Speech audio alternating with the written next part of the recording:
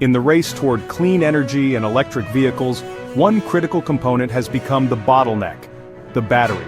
No matter how advanced the motors, software, or charging networks become, the battery determines range, cost, safety, and scalability. Today, the global spotlight is on two giants, the United States and China, competing fiercely to dominate the next generation of battery technology. The big question: who is winning this race, and what breakthroughs are shaping the future?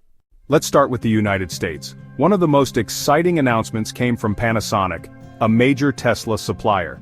Panasonic is working on anode-free batteries. Instead of building a traditional graphite anode during manufacturing, the anode forms naturally when the battery is first charged. Why does that matter? Because it can increase energy density by about 25%. In practical terms, that could give an electric vehicle an extra 90 miles, around 145 kilometers, of range without making the battery pack any bigger. That's a massive leap. Next, American researchers have been pushing the boundaries of lithium metal batteries.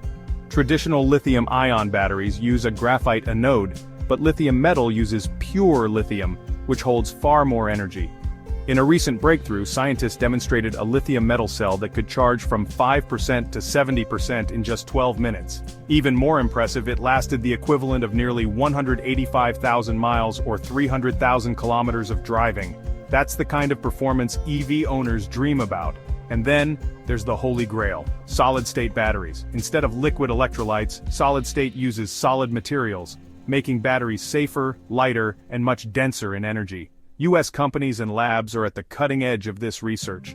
Pair that with silicon anode technologies, which replace graphite with silicon for much higher energy storage, and you get a picture of America's innovation pipeline. But here's the catch: most of these breakthroughs are still in the lab or pilot stage. They're exciting on paper, but they're not yet rolling off assembly lines in millions of cars. And that's where China comes in. China has been moving at a breathtaking pace. Take CATL, the world's largest battery maker.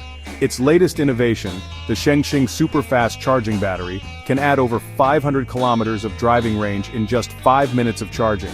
Even in cold weather at -10 degrees Celsius, it can still charge from 5 to 80% in 15 minutes. That's not just theory, it's already entering mass production for real EVs. Then there's the sodium-ion battery, branded Naxtra by CATL.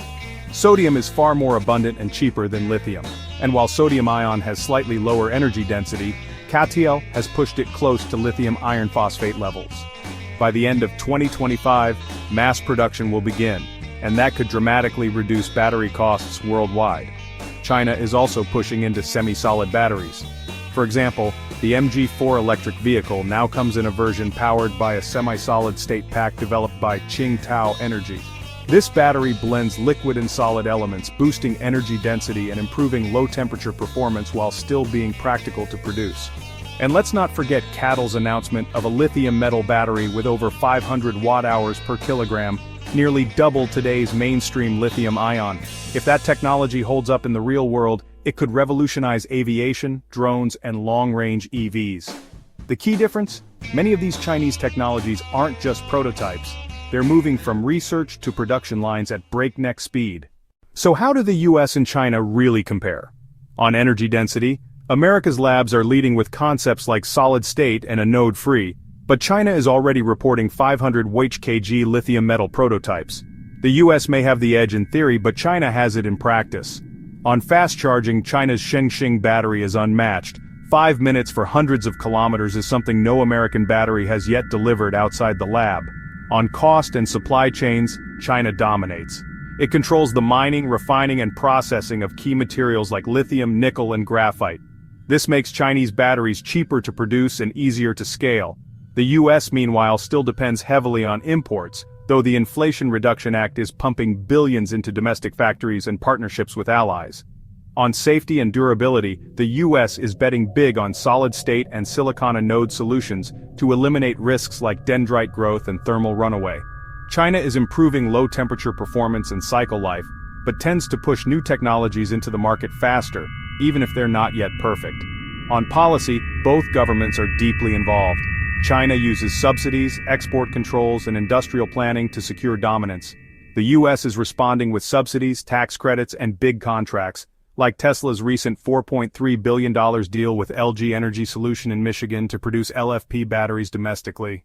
So who's winning? Right now, China clearly leads in commercialization. Its companies are putting next-generation batteries into real cars faster than anyone else. Its supply chain advantage keeps costs low, and its scale is unmatched.